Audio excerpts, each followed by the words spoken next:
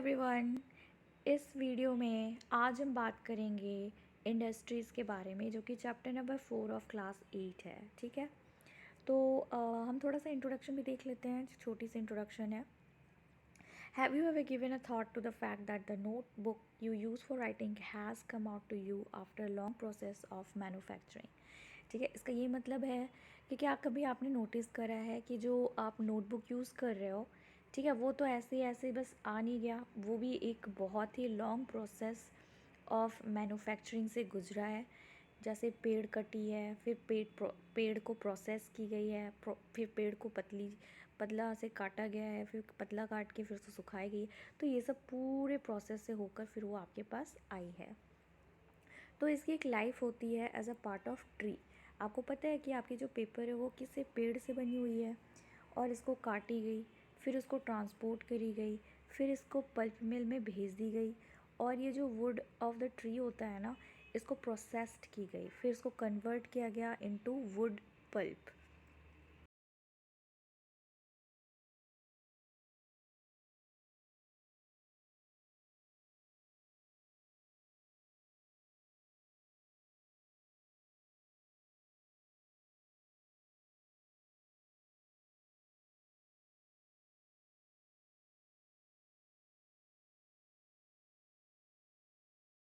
क्या होगा कि वुड पल्प क्या होती है। Okay, this is pulp. यहाँ देखो लिखा हुआ है पल्प। तो ये टिम्बर की जो है, आप उसको टुकड़े टुकड़े काट दो तो ये पल्प बन जाती है। ओके, अब हम आगे प्रोसीड करते हैं टुवर्ड्स द नेक्स्ट वर्ड। एक मिनट, बहुत लोड लेती है मेरी ये, पता नहीं क्यों। ओके, तो वुड पल्प जो है, हम इसको कन्वर्ट की जाती है ट्री को, तो यहाँ से अगेन मैन्युफैक्चर हुआ। ठीक है, फिर इसके बाद the wood pulp was mixed with chemicals and finally change into paper by machines. ठीक है, अब क्या होता है, वुड पल्प को मिक्स की जाती है कुछ केमिकल्स के साथ, फिर वो बाद में क्या बन जाता है, पेपर। और वो फिर पेपर बनाने की मशीन हम जैसे उसे प्रेस करके फिर वाइड पेपर बनाई जाती है। तो ये जो पेपर है ना, आपको it's way to the press. ठीक है, जैसे न्यूज़पेपर हो गया, वो पेपर यूज़ हो जा रही है। ठीक है, lines where ink made from chemicals, ink भी जो होती है वो भी केमिकल से बनती है। Was use to print the lines on the pages. ठीक है, तो पेजेस में जो लाइन खिंची रहती है ना, ऐसे ऐसे ऐसे, फिर आप उसके अंदर लिखते हो, तो वो भी केमिकल यूज़ होती है। तो pages then bound in the form of a notebook, फिर पेजेस को नोटबुक की तरह बांध दी जाती है, फिर इसको पैक करके भेज दी जाती है मार्केट में ताकि उसको बेचा जाए। फिर आप मार्केट जाके उस बुक को ख़रीदते हो, फाइनली फिर ये आपके हाथ में पहुंच जाती है। तो this is how the process it takes for the manufacture of the book that you're using. Secondary activities होती है, या फिर इसको मैन्युफैक्चरिंग बोलते हैं, जो मैंने आपको प्रीवियस वीडियो में बताया था। चेंज होती है raw materials into products of more value to people. ठीक है, हम यहाँ पे प्रोडक्ट्स को बदल दिए हैं, और ये हमारे लिए क्या हो गया, अब बहुत ज़्यादा वैल्यूएबल हो गया है। As you have seen, pulp has change into paper and paper into a notebook. ये रिप्रेजेंट करता है 2 स्टेजेस ऑफ मैन्युफैक्चरिंग प्रोसेस। ठीक है, पहले तो पेड़ थी, फिर आपने उसको कैसे पेपर में बदल दिया। ठीक है, फिर पेपर को नोटबुक में बदल दिया, तो 2 स्टेज हो गई। Paper made from pulp and cloth made from cotton have had value added to them at each stage of the manufacturing process. अब जितना ये जो पेपर बन गया ना, पल्प से क्या बन गया, made from pulp, and cloth made from cotton. Cotton भी हमने क्या किया था, प्लांट से निकाला, फिर उसको प्रोसेस किया, गिनिंग किया, है ना। तो ये सब जो प्रोसेस होती है, ठीक है, इतने प्रोसेस से जब होकर गुज़रता है हर स्टेज, तो वो स्टेज से गुजर कर क्या होता है, वैल्यूज़ की ऐड होते रहती है। आप देखोगे एक वैल्यू ऐड हुआ, कॉटन पहले आई थी, वहाँ एक वैल्यू थी, फिर उसको प्रोसेस की गई तो उसकी वैल्यू बढ़ी, और ज़्यादा प्रोसेस किया गया, कपड़े बन गए तो और ज़्यादा उसकी वैल्यू हो गई। तो इस तरीके से जो फिनिश्ड गुड होती है, इसकी सबसे ज़्यादा वैल्यू और यूटिलिटी होती है जो हमने रॉ मटेरियल डायरेक्ट नेचर से हमने प्रोड्यूस की, उसके कंपैरेटिवली। ठीक है, तो इसको हम बोलते हैं रिसोर्सेज। इंडस्ट्री जो होती है मैन्युफैक्चरिंग इंडस्ट्री, ठीक है। तो industry refers to an economic activity. तो इंडस्ट्री एक ऐसी इकोनॉमिक एक्टिविटी होती है जो कि कंसर्न्ड है प्राइमरली प्रोडक्शन ऑफ गुड्स, ठीक है। इसमें हम प्रोड्यूस करते हैं गुड्स को, एक्सट्रैक्शन ऑफ मिनरल्स निकाल रहे हैं, प्रोविज़न ऑफ सर्विसेज, और यहाँ पे क्या दे रहे हैं, सर्विसेज दे रहे हैं, यानी कि हम एक तरह से चीज़ें को क्यों बना रहे हैं, सर्विस देने के लिए, ताकि उन सर्विस की तरफ उसको शिफ्ट कर दें। Thus we have iron and steel industry, जो कि एक प्रोडक्शन ऑफ गुड्स है। कोल माइनिंग है इंडस्ट्री, इससे हम क्या करते हैं, एक्सट्रैक्शन करते हैं कोल की। टूरिज़्म इंडस्ट्री क्या है, एक सर्विस प्रोवाइडर है। तो ये हो गई इंडस्ट्री की डिफिनेशन। अब हम देखते हैं क्लासिफिकेशन ऑफ इंडस्ट्रीज़, यानी कि इंडस्ट्री की भी क्लासिफिकेशंस होती है। तो इंडस्ट्री जो है वो क्लासिफाइड है on the basis of raw materials and size and ownership, यानी कि रॉ मटेरियल्स कहाँ से रॉ मटेरियल्स आ रहे हैं, साइज़ क्या है, और इसके कौन ओनरशिप हैं, ठीक है। तो रॉ मटेरियल जो होती है ना, इंडस्ट्रीज़ में भी एग्रो बेस्ड मतलब हो गया प्राइमरी सेक्टर, यानी कि जो एग्रीकल्चर से एसोसिएटेड है। मिनरल बेस्ड जो हम माइनिंग करते हैं। मैराइन बेस्ड मतलब जो पानी से जो मतलब मछली जो मछली उत्पादन होती है ना। एंड फॉरेस्ट बेस्ड जो होती है वो टाइप ऑफ रॉ मटेरियल से डिपेंड करता है, तो हम ये यूज़ करते हैं। एग्रो बेस्ड इंडस्ट्रीज़ जो है वो प्लांट और एनिमल बेस्ड प्रोडक्ट्स होती है एज ए रॉ मटेरियल्स, ठीक है। रॉ मटेरियल्स जैसे यूज़ करते हैं हम एनिमल एंड प्लांट्स प्रोडक्ट्स। और फिर उसके बाद डेयरी प्रोडक्ट्स हो गए, ठीक है। Food processing, vegetable oil, cotton textile dairy products, leather industries, ये सब एग्जांपल है एग्रो बेस्ड इंडस्ट्रीज़ का, ठीक है। जिसमें फूड सब आ जाएंगे, फूड को प्रोसेस की गई है। वेजिटेबल ऑयल्स यानी वेजिटेबल से ऑयल हम एक्सट्रैक्ट करेंगे। कॉटन टेक्सटाइल, ठीक है। डेयरी प्रोडक्ट्स यानी कि गाय से जो दूध आती है। फिर लेदर प्रोडक्ट्स जो एनिमल से हम उसके लेदर्स को यूज़ करके बेल्ट या फिर बैग कुछ भी बनाते हैं, ठीक है। ये एग्जांपल है एग्रो बेस्ड इंडस्ट्रीज़ का। अगर हम मिनरल बेस्ड इंडस्ट्रीज़ की बात करें तो ये भी एक प्राइमरी इंडस्ट्रीज़ है, जिसमें हम मिनरल ओर्स को क्या करते हैं, as a raw materials use करते हैं। कुछ प्रोडक्ट है जैसे इंडस्ट्रीज़ को फीड करनी पड़ती है, और वो इंडस्ट्रीज़ क्या करते हैं, उससे कुछ बनाते हैं। जैसे आयरन जो है, ठीक है, आयरन ओर से हम आयरन बनाते हैं। आयरन ओर से क्या मिलता है, आयरन मिलता है, is the product of mineral based industry. तो ये यूज़ होती है as a raw material for the manufacture of a number of other products, ठीक है। तो हम यहाँ पे क्या करते हैं, ये हम यूज़ करते हैं रॉ मटेरियल, ताकि हम मैन्युफैक्चर कर सके बहुत सारे और भी अलग प्रोडक्ट्स, जैसे कि हैवी मशीनरी हो गई, बिल्डिंग मटेरियल्स, और रेलवे कोचेज़ हो गए, ठीक है। जितने भी मिनरल्स मेटल्स ये सब जो रिलेटेड है ना, वो मिनरल बेस्ड इंडस्ट्रीज़ में आ जाएगी। मैराइन बेस्ड इंडस्ट्रीज़ वो प्रोडक्ट्स होते हैं जहाँ से सी और ओशंस से हम रॉ मटेरियल्स लेते हैं, ठीक है। इंडस्ट्रीज़ प्रोसेसिंग सी फूड और मैन्युफैक्चरिंग फ़िश ऑयल, ये कुछ ऐसे एग्जांपल्स हैं। फॉरेस्ट बेस्ड इंडस्ट्रीज़ यूज़ करेगा फॉरेस्ट प्रोड्यूस उसे एज अ रॉ मटेरियल्स, ठीक है। ये जो इंडस्ट्रीज़ होती है ये एसोसिएटेड होगी फॉरेस्ट, जैसे कि पल्प एंड पेपर हो गई, फार्मास्यूटिकल्स हो गए, फर्नीचर, बिल्डिंग्स, जितने भी जो सामान है ना वो फॉरेस्ट यानी कि पेड़ से एसोसिएटेड है, ठीक है। तो उसे फॉरेस्ट बेस्ड इंडस्ट्रीज़ की कैटेगरी में इसको डालेंगे।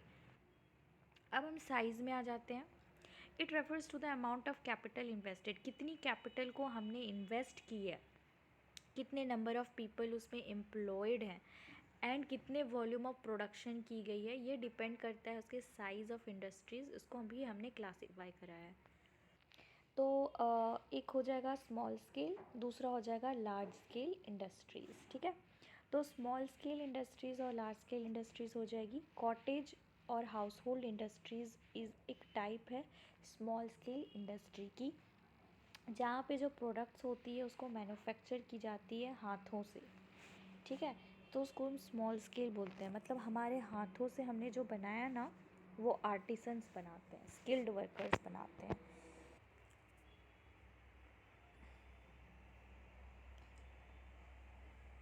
तो आर्टिसन जैसे बास्केट वीविंग हो गई, पॉटरी और अदर हैंडीक्राफ्ट्स हो गए, ये एग्जांपल है कॉटेज इंडस्ट्री की। स्मॉल स्केल इंडस्ट्रीज़ जो होती है हम उसको बहुत कम अमाउंट में, बहुत कम कैपिटल और टेक्नोलॉजीज़ में लगती है compare to large scale industries. ये तो कॉमन सेंस आप यूज़ कर सकते हो।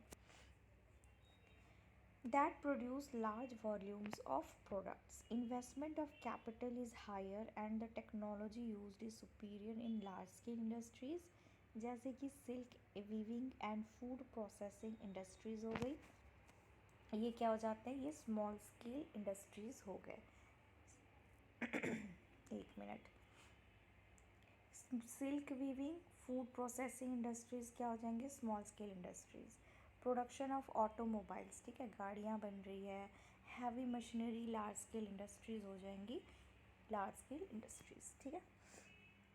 अब ओनरशिप कितनी होती है, तो ओनरशिप आपको याद रखना है, दो होती है, एक प्राइवेट सेक्टर इंडस्ट्रीज़ होती है और एक पब्लिक सेक्टर इंडस्ट्रीज़ होती है, ठीक है। जिसको प्राइवेट सेक्टर स्टेट ओन्ड या फिर पब्लिक सेक्टर को हम स्टेट ओन्ड भी बोलते हैं। और तीसरा हो जाएगा जॉइंट सेक्टर या फिर कोऑपरेटिव सेक्टर। कोऑपरेटिव मतलब होता है कोऑपरेट करके कोई चीज़ का ये करना, उत्पादन करना या प्रोडक्शन करना, ठीक है। तो आपको याद रखना है कि प्राइवेट सेक्टर जो होती है वो कौन उसका ओनरशिप करेगा, प्राइवेट इंडिविजुअल्स ही करेंगे। और स्टेट ओन मतलब गवर्नमेंट करेगा और पब्लिक सेक्टर भी गवर्नमेंट ही करेगा। जॉइंट सेक्टर में दोनों करेंगे, ठीक है। तो अब हम पढ़ते हैं प्राइवेट सेक्टर इंडस्ट्रीज़। ये ओन्ड एंड ऑपरेट किया जाता है बाय इंडिविजुअल्स और a group of individuals. Public sector industries को ओन किया जाता है और ऑपरेट किया जाता है बाय द गवर्नमेंट, जैसे कि हिंदुस्तान एरोनॉटिक्स लिमिटेड, ठीक है, इसको गवर्नमेंट ओन कर रहा है। Steel authority of India limited जो है वो जॉइंट सेक्टर इंडस्ट्रीज़ है। जो सेल बोलते हैं ना, वो क्या है, जॉइंट सेक्टर इंडस्ट्रीज़। और ये ओन्ड और ऑपरेट किया जाता है स्टेट और इंडिविजुअल्स, ग्रुप ऑफ इंडिविजुअल्स के द्वारा। जैसे मारुति उद्योग limited is an example of joint sector उद्योग। तो आई होप आपको समझ में आ गया होगा। प्राइवेट सेक्टर को इंडिविजुअल्स, ओनली कम्प्लीटली इंडिविजुअल्स या ग्रुप ऑफ इंडिविजुअल्स ओन करता है। और पब्लिक या स्टेट सेक्टर में गवर्नमेंट का कम्प्लीटली क्या होता है, उसके वो ऑपरेट होता है और ओनर उसका होता है, ठीक है। जैसे एग्जांपल हिंदुस्तान एरोनॉटिक्स लिमिटेड और SAIL यानी कि स्टील अथॉरिटी ऑफ इंडिया। फिर उसके बाद जॉइंट सेक्टर इंडस्ट्रीज़ हो जाती है, जैसे मारुति हो गई, उद्योग लिमिटेड, ये सब जॉइंट सेक्टर है जिसको ऑपरेट की जाती है by the state and individuals as well, ठीक है, दोनों करते हैं, इसे इसको कोऑपरेटिव बोलते हैं।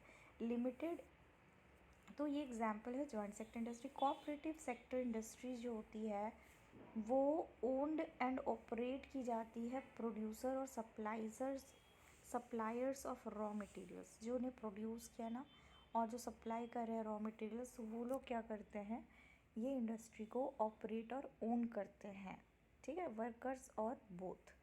आनंद milk union limited and Sudha dairy, ये भी एक सक्सेस स्टोरी है कोऑपरेटिव वेंचर का, ठीक है। तो आपको याद रखना है Anand milk union limited and Sudha dairy, ये सब जो है ये कोऑपरेटिव सोसाइटी वाले हैं, कोऑपरेटिव सेक्टर वाले। अब हम यहाँ पे आ जाते हैं factors affecting location of industries. अब यहाँ पे जो कुछ फैक्टर्स होते हैं जो अफेक्ट करते हैं इंडस्ट्रीज़ के लोकेशन, वो है availability of raw material.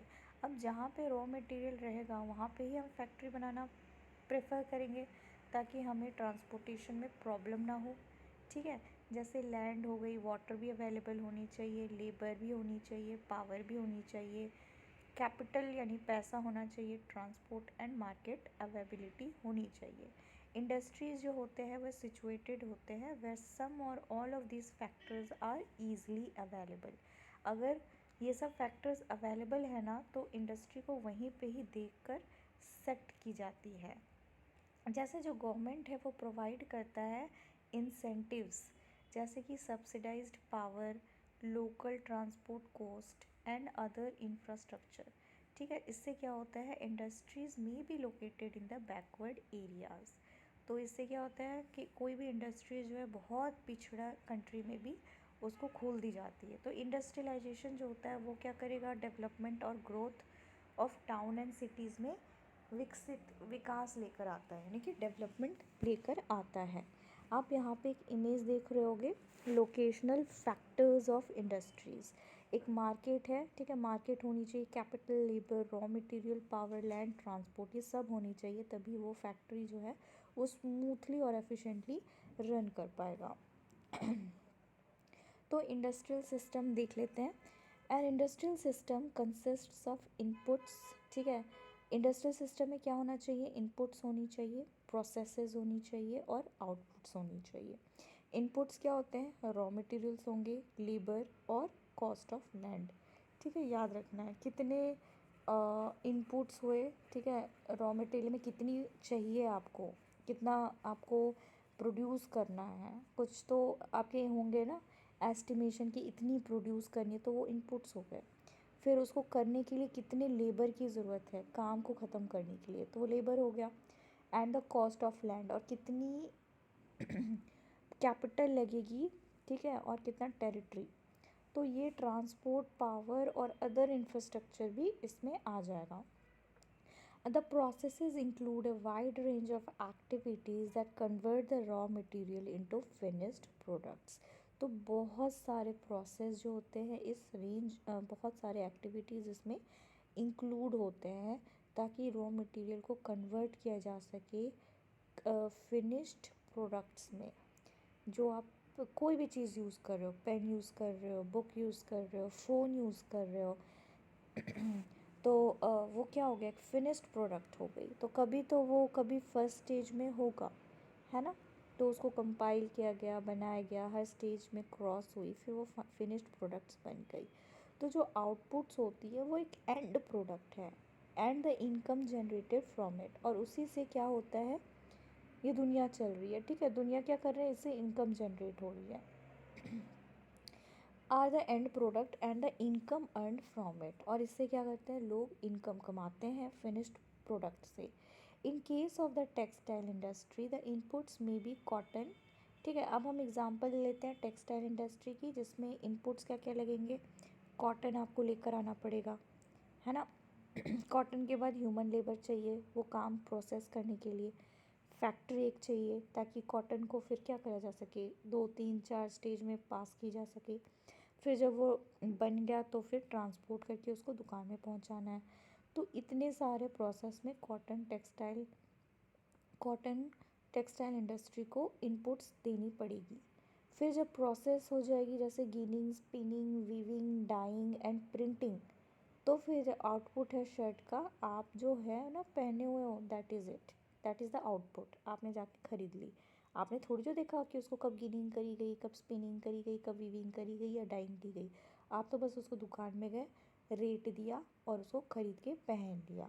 Okay, तो अब इंडस्ट्रियल रीजन्स देखते हैं। इंडस्ट्रियल रीजन जो होते हैं वो इमर्ज होते हैं जब बहुत सारे नंबर ऑफ़ इंडस्ट्रीज जो होते हैं लोकेटेड होते हैं एक दूसरे के बिल्कुल एडजेसेंट में, यानी ईच अदर, और शेयर करते हैं एक दूसरे की फ़ायदे। ठीक है, अपने साथ होने का, क्लोजनेस का क्या होता है, उनको बेनिफिट होता है। जैसे major industrial regions of the world are eastern North America. जो कंट्री में बहुत सारे इंडस्ट्रीज़ है तो वो सबसे ज़्यादा क्या है, डेवलप्ड है। तो नॉर्थ अमेरिका में आपको बहुत सारे इंडस्ट्रियल रीजन्स मिल जाएंगे, इसलिए North America is highly developed country. फिर western and central Europe, eastern Europe और ईस्टर्न एशिया, ये सब क्या है, मेजर इंडस्ट्रियल रीजन्स हैं। यहाँ पे आप देख सकते हो पूरे वर्ल्ड मैप का व्यू है। यहाँ पर वर्ल्ड इंडस्ट्रियल बेल्ट दिखाई जा रही है in the off white colour, and black colour में आपको इंडस्ट्रियल रीजन दिखेगी। तो आपको स्पेशली सबसे ज़्यादा इंडस्ट्रियल रीजन जो दिखेगी वो अमेरिका में दिखेगी, यानी कि north America. Alright, north America के बिल्कुल ईस्ट में से आप देख सकते हो पूरा स्प्रेड है टुवर्ड्स, थोड़ा बहुत सेंट्रल आ चुका है और वेस्ट में भी हल्का फुल्का है।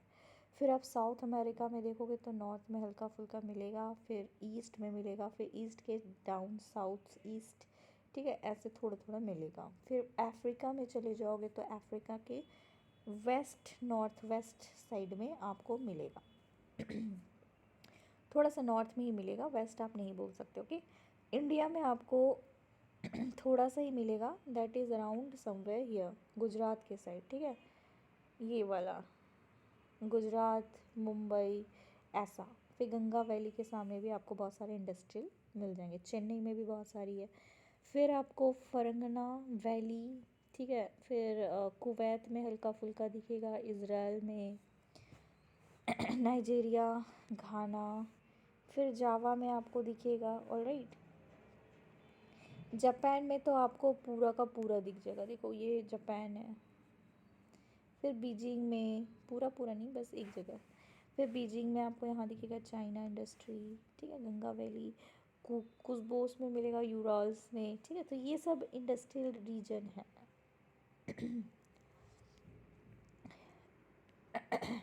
तो industrial regions tend to be located in the temperate areas near sea ports and especially near coal fields.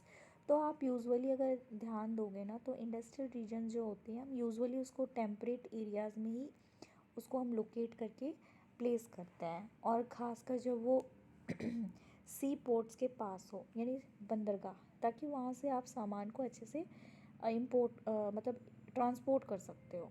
Specially आप क्या ट्रांसपोर्ट करोगे, नियर कोल फील्ड्स, ठीक है, कोल फील्ड्स होते हैं, आपने देखा होगा, तो कोल को क्या कर सकते हैं हम, ट्रांसपोर्ट कर सकते हैं। India has several industrial regions like Mumbai Pune cluster, Bangalore Tamil Nadu region, Hooghly region, Ahmedabad Baroda region, Chota Nagpur industrial belt, Visakhapatnam Guntur belt, Gurgaon Delhi Meerut region और कोल्लम तिरुवनंतपुरम इंडस्ट्रियल क्लस्टर। तो ये सब क्या है, इंडस्ट्रियल प्लेस ऑफ इंडिया है, आपको यहाँ पे देखने को इंडस्ट्री मिल जाएगी। अब इंडस्ट्रियल डिज़ास्टर एक डिज़ास्टर है जब कभी ऐसा होता है कि हम अपनी नेग्लिजेंस या फिर मिस्टेक से इंडस्ट्रियल डिज़ास्टर हो जाती है, ठीक है, ह्यूमन से। तो हमारी हिस्ट्री में तो ऐसे बहुत हुई है, जैसे भोपाल गैस ट्रेजिडी हुई थी, ठीक है, वो यहाँ पे होगी, बात होगी यहाँ पे। तो ये चीज़ का हम बात करेंगे। देखो, इन इंडस्ट्रीज़ एक्सीडेंट्स जैसे डिज़ास्टर हो गई मेनली अकर होती है ड्यू टू टेक्निकल फेलियर और irresponsible handling of hazardous material. हमने बहुत इरेस्पॉन्सिबली इसको हैंडल करा, हैज़ार्डस मटेरियल को, या ठीक से हैंडल नहीं कर पाए तो क्या हो जाता है, ब्लास्ट हो जाएगा, ठीक है।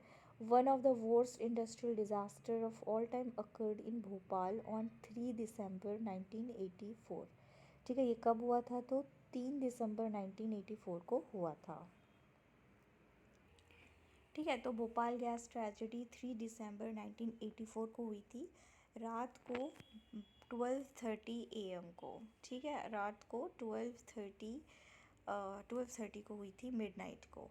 It was a technological accident in which highly poisonous, ठीक है, ये टेक्निकल एक्सीडेंट थी जिसमें बहुत ही ज़्यादा पॉइजनस मिथाइल आइसोसाइनाइड, जिसको हम MIC गैस बोलते हैं, along with hydrogen cyanide and other reaction products leaked out of the pesticide factory of union carbide, ठीक है। तो यहाँ पे जो ऑफिशियल डेथ टोल थी वो 3598 थी इन 1989, लेकिन thousands of survivors still suffer from one of many ailments like blindness, impaired immune system, gastrointestinal disorders, ठीक है, ये पेट में जो है वो खाना नहीं पचने वाला प्रॉब्लम, गैस हो जाना, इस टाइप के डिज़ॉर्डर्स इनको सफ़र करना पड़ रहा है, ब्लाइंडनेस, इम्पेयर्ड इम्यून सिस्टम, ठीक है, ये सब सफ़र करना पड़ रहा है। और इतनी डेथ हुई थी 3598, 1989 की रिपोर्ट है। अब आप हमेशा बच्चे याद रखना कि कभी भी जो रिपोर्ट निकलती है ना, वो जो डेथ टोल होती है ना, वो तो एक मतलब ऐसे रिपोर्ट डाल दिया, लेकिन इनफैक्ट जो रियल टोल डेथ टोल होती है ना वो सबसे ज़्यादा होती है। तो ये कमी होती है, लिखी जाती है, बट सबसे ज़्यादा तो रियल में वो डेथ टोल हम कंसिडर करते हैं। ठीक है, तो 3598 डेथ टोल हुई थी, जिसमें से बहुत ही हाईली पॉइजनस मिथाइल आइसोसाइनाइड, जिसको हम MIC गैस बोलते हैं, जो हाइड्रोजन साइनाइड के साथ साथ और भी अदर रिएक्शन प्रोडक्ट जो था वो लीक्ड आउट हो गई थी। ठीक है, पेस्टिसाइड फैक्ट्री से यूनियन कार्बाइड का, ये एक पेस्टिसाइड फैक्ट्री था। तो आप इमेजिन कर सकते हो कितनी बुरी हाल हुई होगी वहाँ के लोग की। तो यहाँ पे आपको यूनियन कार्बाइड फैक्ट्री का एक छोटा सा फोटो दिख रहा होगा। Now, in another accident on 23 December 2005, due to gas well blowout in Gaoqiao, Chongqing, China, 243 people died, 9,000 were injured and 64,000 were evacuated. तो यहाँ पे 23 दिसंबर 2005 को ये इंसिडेंट हुई थी, जिसमें गैस जो है ब्लो हो गया, यानी फट गया गाओकियाओ चोंगिंग चाइना में। ठीक है, बहुत पीपल जो थे वो मर गए थे, क्योंकि वो लोग दौड़ के भाग नहीं पा रहे थे जब एक्सप्लोजन हुई थी, और जो भाग नहीं पाए वो सफ़र करे burns to their eyes, skin and lungs from the gas. तो ये बहुत ही बुरी दुखद घटना होती है ना। अब कैसे हम रिस्क रिडक्शन मेजर ले सकते हैं कि ऐसा ना हो? तो सबसे पहली बात तो ये है कि densely populated residential area should be separated far away from the industrial areas. तो इंडस्ट्रियल एरिया से हमें क्या करना है, रेसिडेंशियल एरिया को बहुत दूर बनानी है। कि मान लो कभी ऐसा हो जाता है, ब्लो आउट हो जाती है, एक्सीडेंट हो जाता है, या फिर कुछ इररिस्पॉन्सिबल तरीके से हैंडलिंग हुई तो कुछ हो गया, तो वहाँ पे जितने भी आसपास के जो सेटलमेंट्स हैं, रेसिडेंट्स हैं, वो अफेक्ट ना हो। ठीक है, तो इसलिए हमें चेक करना है कि आसपास कोई रेसिडेंट्स नहीं हो, तो वहाँ पे फैक्ट्री को बनाया जाए। दूसरा ये कि पीपल जो स्टे कर रहे हैं इंडस्ट्री के आसपास, उनको पता होना चाहिए कि जो टॉक्सिन्स होते हैं, ठीक है, उसका स्टोरेज ऑफ टॉक्सिन्स और hazardous substances and their possible effects in the case if an accident occurs. ठीक है, अगर वो सामने रह भी रहे हैं तो उनको इतना नॉलेज होना चाहिए कि अगर वो जो टॉक्सिन्स है उस फैक्ट्री में, और क्या हैजार्डस है, उसका क्या इफ़ेक्ट हो सकता है, उसको इतना होना चाहिए नॉलेज, ताकि कभी ऐसा सिचुएशन आ जाए तो वो प्रिपेयर्ड रहे। Fire warning and fighting system should be improved. अब फायर वार्निंग जो होती है, ठीक है, फायर वार्निंग जैसे इंडिकेशन हो कुछ हो गया हो तो बहुत ज़ोर ज़ोर से इशू करे जाए। ठीक है, या फाइटिंग सिस्टम हो, फायर फाइटिंग सिस्टम, वो सबको इम्प्रूव कर दिया जाए। Storage capacity of toxic substance को लिमिट कर दी जाए। Pollution dispersion qualities in the industry should be improved, इसको भी इम्प्रूव किया जाए। अब जो इमर्जिंग इंडस्ट्रीज़ होते हैं ना, हम उसको सनराइज़ इंडस्ट्रीज़ बोलते हैं। इसमें इंक्लूड होता है ऐसे इंफॉर्मेशन टेक्नोलॉजी, वेलनेस, हॉस्पिटैलिटी और नॉलेज। ठीक है, अब हम आ जाते हैं डिस्ट्रीब्यूशन ऑफ मेजर इंडस्ट्रीज़। अब ये मेजर बड़े बड़े इंडस्ट्रीज़ की कहाँ कहाँ से हमने उसको लोकेट किया है, कहाँ हमने उसको एस्टेब्लिश किया है। तो सबसे वर्ल्ड की मेजर इंडस्ट्रीज़ हो जाती है आयरन एंड स्टील इंडस्ट्री। फिर उसके बाद हो जाएगा टेक्सटाइल इंडस्ट्री, जो कपड़े बनाएगा। Iron and steel industry, iron और स्टील इंडस्ट्री, यानी कि ये दोनों का क्या होगा, प्रोडक्शन होगा। टेक्सटाइल इंडस्ट्री में कपड़े की होगी। इंफॉर्मेशन टेक्नोलॉजी इंडस्ट्री में क्या होगा, इधर पे कंप्यूटर होगा। ठीक है, टेक्नोलॉजी की बात हो जाएगी, recent modern technology. Iron and steel and textile industry ये सबसे ओल्डर इंडस्ट्रीज़ है, वाइल इंफॉर्मेशन टेक्नोलॉजी एक इमर्जिंग इंडस्ट्री है। अभी ये क्या हो रहा है, बहुत ज़्यादा हाइक हो रहा है, बढ़ रहा है, और ये बिल्कुल न्यू है। लेकिन आयरन इंडस्ट्री, कॉटन इंडस्ट्री आप देखो तो ब्रिटिश के टाइम से ही यूज़ हो रही है। The countries in which iron and steel industries located are Germany, USA, China, Japan और रशिया। टेक्सटाइल इंडस्ट्री जो है वो कंसंट्रेटेड आपको इंडिया में मिलेगी, हांगकांग में भी, साउथ कोरिया, जापान और ताइवान में भी। The major hubs of information technology industries are the Silicon Valley of Central California. तो आपको सेंट्रल कैलिफोर्निया में क्या मिलेगा? Silicon valley. ठीक है, सिलिकन वैली कहाँ पे मिलेगा? तो सेंट्रल कैलिफोर्निया। तो सेंट्रल कैलिफोर्निया में जो सिलिकॉन वैली है ना, तो इंडिया को भी हम एक सिलिकॉन वैली बोलते हैं ऑफ इंडिया। वो कौन हो जाता है? बेंगलोर। ठीक है, तो हम आयरन इंडस्ट्री में आ जाते हैं। लाइक अदर इंडस्ट्रीज, आयरन और स्टील इंडस्ट्री भी कंप्राइज करता है बहुत सारे इनपुट्स, प्रोसेसेस एंड आउटपुट्स। ठीक है, तो this is a feeder industry. इसमें आपको सिर्फ डालते रहना है। Those products are used as a raw material for other industries. तो ये एक फीडर इंडस्ट्री है जिसमें जो प्रोडक्ट्स होती है उसको यूज़ की जाती है एज अ रॉ मटेरियल अलग इंडस्ट्रीज़ के लिए। जैसे जो inputs for the industries include, inputs क्या क्या लगेंगे? रॉ मटेरियल्स लगेंगे। जैसे हमने क्या करा? एक्सट्रैक्शन करा आयरन ओर, फिर आयरन ओर से हम आयरन को ये करेंगे एक्सट्रैक्ट। ठीक है, कोल हो गई, लाइमस्टोन हो गए। लाइमस्टोन से याद है आपको मार्बल बनता था, है ना? फिर कोल हो गई अलॉन्ग विथ लेबर। अब इसके साथ ये तो रॉ मटेरियल्स हो गई, अब लेबर लगेंगे, कैपिटल्स लगेंगे, पैसे लगेंगे, कैसा साइट है वहाँ पर, और भी बहुत सारे अदर इंफ्रास्ट्रक्चर लगेगी। ये जो प्रोसेस है जिसमें आयरन को कन्वर्ट की जाती है, सॉरी आयरन ओर को कन्वर्ट की जाती है स्टील में, इसमें बहुत सारे स्टेजेस जो हैं वो इन्वॉल्व होते हैं। The raw material is put in the blast furnace. ठीक है, तो अब हम प्रोसेस पढ़ेंगे कि क्या क्या इन्वॉल्व होती है उसमें। तो उसमें आपको आयरन ओर को कन्वर्ट करने के लिए स्टील में, तो स्टेज पहला ये होगा कि जो रॉ मटेरियल है यानी कि आयरन ओर को हम ब्लास्ट फर्नेस में डाल देंगे, जिसमें क्या होगा? स्मेल्टिंग होगी, यानी कि आयरन जो है वो क्या हो जाएगा? पूरा ये हो जाएगा, चेंज हो जाएगा पूरा। ब्लास्ट फर्नेस में बहुत ये होती है, हीट होती है, तो वो मेल्ट हो जाएगा, है ना? तो स्मेल्टिंग एक ऐसी प्रोसेस होती है जिसमें मेटल्स को एक्सट्रैक्ट की जाती है ओर्स निकाल, ठीक है, ओर्स से, क्योंकि उसमें ओर्स लगे होते हैं ना, तो ओर्स को अलग कर दो और मेटल्स निकाल लो। तो हमने आयरन ओर से क्या करा? ओर को अलग कर दिया और आयरन निकाल दिया। उसको इतनी आप हीट कर दो बियॉन्ड द मेल्टिंग पॉइंट। ठीक है, मेल्टिंग पॉइंट कितनी होती है? 100 डिग्रीज होती है। तो 100 डिग्री से भी ज़्यादा उसको इतना ब्लास्ट फर्नेस में बहुत ज़्यादा टेम्परेचर होती है, तो ब्लास्ट फर्नेस में डाल दो आयरन ओर को, तो इतनी ज़्यादा हीट में डालो। ठीक है, बियॉन्ड मेल्टिंग पॉइंट। ठीक है, तो उसमें डालने के बाद क्या हो जाएगा? आपको आयरन मिल जाएगी फ्रॉम द ओर्स। ठीक है, तो फिर उसके बाद स्मेल्टिंग बोलते हैं इसको। इट इज़ देन रिफाइंड, फिर उसको बिल्कुल प्योर कर दी जाती है। ठीक है, रिफाइन कर दी जाती है, तो आउटपुट जो है वो ऑब्टेन्ड हो जाती है और वो होती है steel, which may be use by other industries as raw material.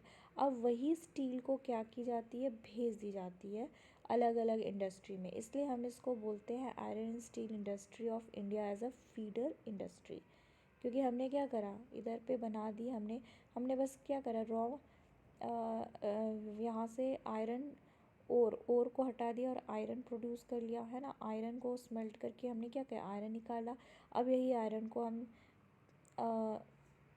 Refine करेंगे, फिर रिफ़ाइन करके क्या बन जाएगा? ये स्टील में हम इसको ऑब्टेन करेंगे और यही स्टील को फिर हम दूसरी इंडस्ट्रीज़ में भेज देंगे एज रॉ मटेरियल्स।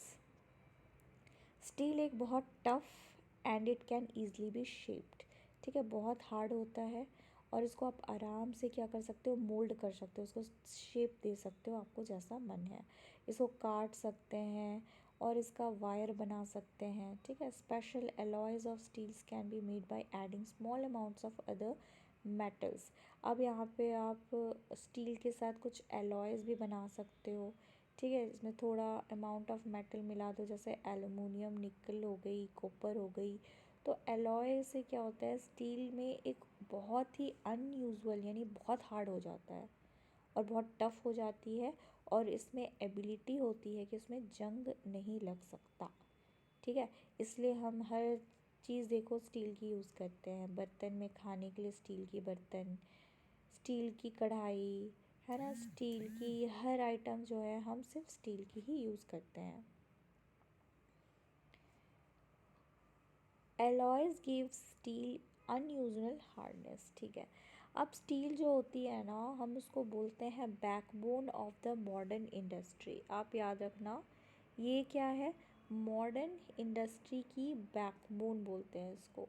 ऑलमोस्ट हर चीज़ आप देखोगे ना, हम लोग यूज़ करते हैं, या तो फिर वो आयरन की बनी हो या स्टील की। आप जो गाड़ी चला रहे हो, आप स्कूटी चला रहे हो, आप जो बॉक्स यूज़ कर रहे हो, आप जो कंटेनर आपके घर पे है, आप जिसमें खा रहे हो, आप जो फ़ोन भी यूज़ कर रहे हो उसमें भी स्टील कुछ है होगी यूज्ड। फिर आप कोई आपकी डोर्स होगी तो डोर्स में जो पकड़ने की हैंडल्स होती है वो भी स्टील की है। आपकी जो वाटर टैप है वो भी स्टील की है। तो स्टील जो है ना वो हम बहुत जगह यूज़ करते हैं, न्यूमरस प्लेसेस। स्टील की आप टंग क्लीनर यूज़ करते हो, तो हमारे लाइफ में इट्स लाइक अ बैकबोन, ठीक है। It's like something we can not live without it, इसलिए इसे बैकबोन ऑफ मॉडर्न इंडस्ट्री बोली गई है।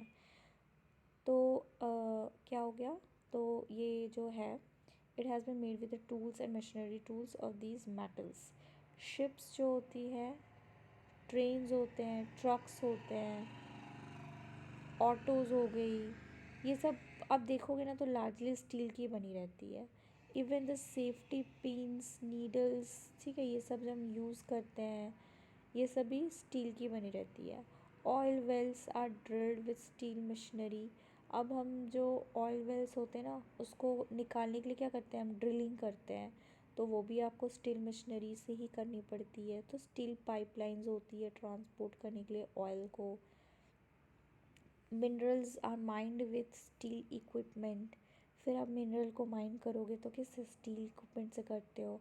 फार्म मशीन्स जैसे एक्स हो गई, ये मोस्टली आप स्टील की यूज़ करते हो। तो लार्ज बिल्डिंग्स हो गए, उनमें भी एक स्टील की फ्रेमवर्क होती है।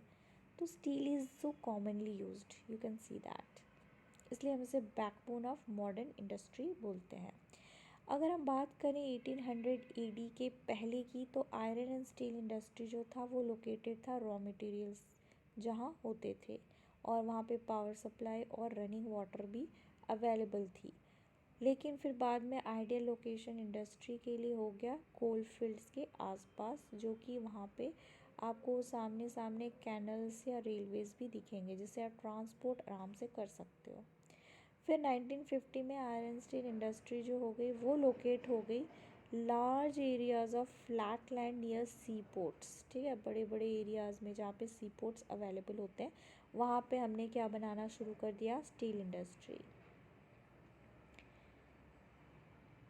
This is because by this, ठीक है, इसी के चलते क्या हुआ, जो दिस टाइम स्टील वर्क्स, तो इसी टाइम क्या हुआ, जो this is because by this time steel works had become very large and iron ore had to be imported from overseas। तो ये इसलिए अभी जो है ये टाइम जो है स्टील वर्क्स जो होते हैं ये बहुत ही बड़ा हो गया है अभी, और यहाँ पे आयरन ओर को क्या की जाती है, इम्पोर्ट की जाती है दूसरे दूसरे देश में। In India iron and steel industry जो है has developed taking advantage of raw materials, ठीक है, हमने बहुत रॉ मटेरियल्स की एडवांटेज हमने प्रोड्यूस की है, तो इसका एडवांटेज हमने अच्छे से भरपूर लिया है। चीप लेबर, ट्रांसपोर्ट मार्केट, ये सब बहुत इम्पॉर्टेंट है स्टील प्रोड्यूसिंग सेंटर्स, जैसे कि भिलाई हो गई, दुर्गापुर हो गया, बर्नपुर, जमशेदपुर, राउरकेला, बोकारो, ये सब सिचुएटेड है रीजन में जहाँ पे ये स्प्रेड है over 4 states, West Bengal, Jharkhand, Odisha and Chhattisgarh. Chhattisgarh में आपको क्या मिलेगा, बोकारो स्टील प्लांट छत्तीसगढ़ में, ओके। बर्नपुर कैलकाटा में है यानी बंगाल में है, दुर्गापुर भी बंगाल में हो जाएगी, ठीक है, वेस्ट बंगाल में। झारखंड जमशेदपुर हो जाएगा, राउरकेला ओडिशा, भिलाई जो है वो आपका हो जाएगा झारखंड ना, झारखंड हो जाएगी, ठीक है। भद्रवती जो हो जाएगी वो Tamil Nadu and Vijayanagar in Karnataka, sorry, Bhadravati and Vijayanagar दोनों कर्नाटका। विशाखापट्टनम इन आंध्र प्रदेश, सालेम इन तमिलनाडु। ठीक है, सालेम है तमिलनाडु में। यहाँ पे अगर विजयनगर और भद्रवती की बात करें तो ये हो जाएगी कर्नाटका। तो ये अदर इम्पॉर्टेंट स्टील इंडस्ट्रीज़ हैं, यूटिलाइज करते हैं हम यहाँ पे लोकल रिसोर्सेज को। अब यहाँ पे हम देखते हैं ये इमेज को। ठीक है, इस इमेज में आपको दिखेगा world major iron ore producing areas. ठीक है, आयरन ओर प्रोड्यूसिंग एरियाज़ है, जिसमें इंडिया में आपको सिर्फ एक ही जगह दिखेगा जो झारखंड हो गया। जापान में भी दिखेगा, रशिया में भी, चाइना में भी, यूरोप में सबसे ज़्यादा दिख रहा है ना जर्मनी के पास। फिर यूरोप के ऊपर देखो, वहाँ पे लग्जमबर्ग वो सब हो जाएगा, नीदरलैंड। फिर यूनाइटेड स्टेट्स ऑफ अमेरिका की ईस्ट साइड में बहुत सारे कंसंट्रेटेड है, Australia, south America, south Africa, यहाँ पे स्टील जो है वो कंसंट्रेटेड है। जमशेदपुर में आ जाते हैं। Before 1947 there were only one iron steel plant in the country. ठीक है, सिर्फ एक ही स्टील प्लांट था हमारे देश में 1947, यानी कि भारत को आज़ाद होने से पहले। Tata iron and steel company limited, जिसको बोलते हैं TISCO. It was privately owned after. ठीक है, तो टिस्को जो था ना वो एक ही था हमारे देश में। एक इंडस्ट्री, स्टील इंडस्ट्री थी जो सिर्फ एक ही थी, जिसको हम बोलते हैं Tata iron and steel company limited. I hope आपको याद रहेगा। तो ये जो स्टील प्लांट थी, ओके, ये प्राइवेटली ओन की जाती थी बट नॉट बाय गवर्नमेंट। आपको ये याद रखना है। तो पहले किसी इंसान ने इसको खोला, ठीक है, फिर किसी इंसान ने इसको प्राइवेटली ओन करा, फिर इंडिपेंडेंस के बाद गवर्नमेंट ने इनिशिएटिव ली और इसने सेटअप किया बहुत सारे आयरन एंड स्टील प्लांट्स। सबसे पहला टिस्को हो जाएगा, ओके। फिर गवर्नमेंट ने बाद में बहुत सारे इनिशिएटिव लेगा और बहुत सारे आयरन स्टील प्लांट्स खोलेगा।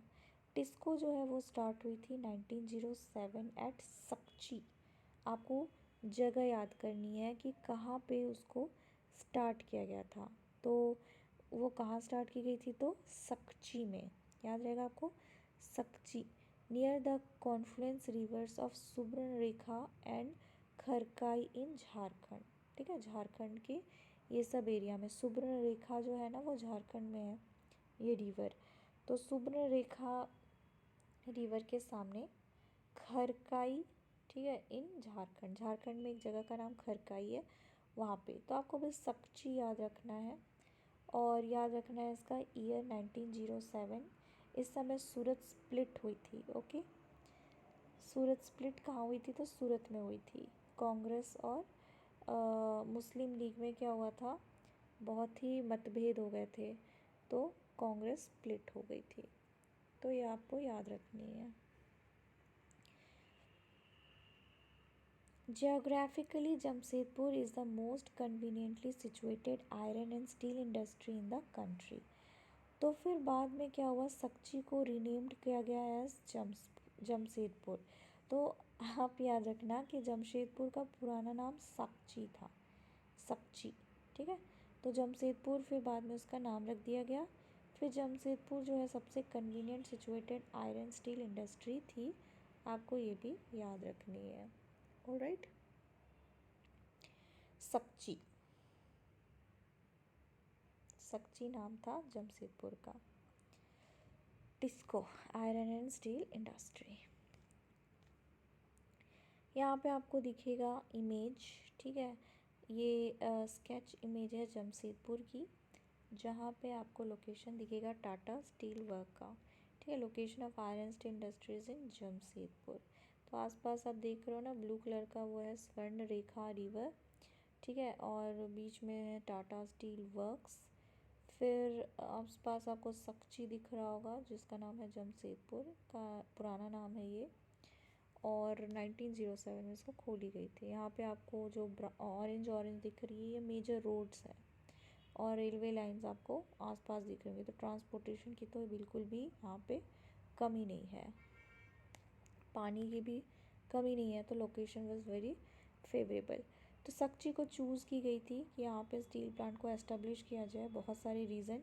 क्योंकि ये जो प्लेस था वो 32 किलोमीटर्स अवे थी काली माटी स्टेशन से, जो कि बेंगलोर नागपुर रेलवे लाइन है। और ये काफ़ी पास थी आयरन ओर से, कोल और मैंगनीज डिपॉजिट से।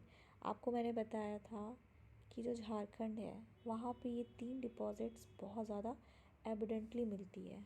वन इज़ आयरन, दूसरा कोल और तीसरा मैंगनीज।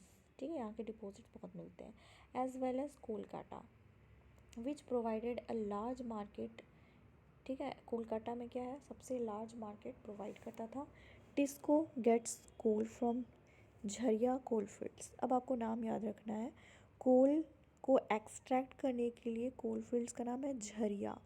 ठीक है, एंड आयरन और लाइमस्टोन्स, डोलोमाइट एंड मैंगनीज ये कहाँ से निकाली जाएगी, तो ओडिशा से और छत्तीसगढ़ से।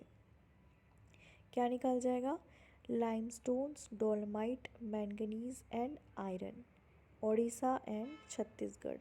फिर जो खारकाई और सुवर्णरेखा रिवर्स हैं, ये इंश्योर करेगा कि यहाँ पे सफिशेंट वाटर मिल रही है कि नहीं मिल रही है। तो गवर्नमेंट की इनिशिएटिव्स थी, उसने भी प्रोवाइड करा adequate capital for its later development. Government ने फंडिंग करी ताकि ये ग्रो करे industry, iron and steel industry. तो यहाँ पे आपको बहुत बेसिक चीज़ें याद रखनी है। सबसे पहली चीज़ तो आपको ये याद रखनी है कि जो झरिया कोल फील्ड्स है, ठीक है, ये क्या है, कोल फील्ड्स है झरिया, जो झारखंड में है। दूसरा आपको याद रखना है कि जो आयरन ओर हो गई, लाइमस्टोन्स हो गए, डोलमाइट हो गए और मैंगनीज हो गए, ओडिशा एंड छत्तीसगढ़ से एक्सट्रैक्ट की जाती है।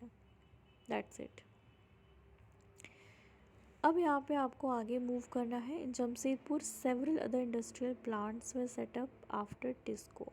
अब जमशेदपुर में और भी प्लांट्स, इंडस्ट्रियल प्लांट्स को सेटअप की जाएगी टिस्को जब हो गई एस्टेब्लिश उसके बाद। ठीक है, और ये प्रोड्यूस करेंगे chemicals, locomotive parts, agricultural equipments, machinery, time plate, cable and wire. यहाँ की जो डेवलपमेंट है आयरन स्टील इंडस्ट्री, ये एक रास्ता खोलेगा, ठीक है, डोर्स खोलेगा टू रैपिड इंडस्ट्रियल डेवलपमेंट। ठीक है, अब इंडिया क्या होगा, बहुत ज़्यादा इंडस्ट्री खोलेगा तो डेवलप होगा in India. Almost all sectors of the Indian industries depend heavily on the iron and steel industry. पूरे इंडस्ट्री में क्या होंगी, इनकी डिपेंडेंसी हो जाएगी फॉर द बेसिक इंफ्रास्ट्रक्चर। अब यहाँ पे जो Indian iron and steel industry है, इसमें आपको क्या मिलेंगे, large integrated steel plants as well as mini. तो यहाँ पे क्या होंगे, इंटीग्रेटेड स्टील प्लांट्स होंगे, साथ ही साथ मिनी स्टील मिल्स भी आपको देखने को मिलेंगे। It is also includes secondary producers, rolling mills and ancillary industries.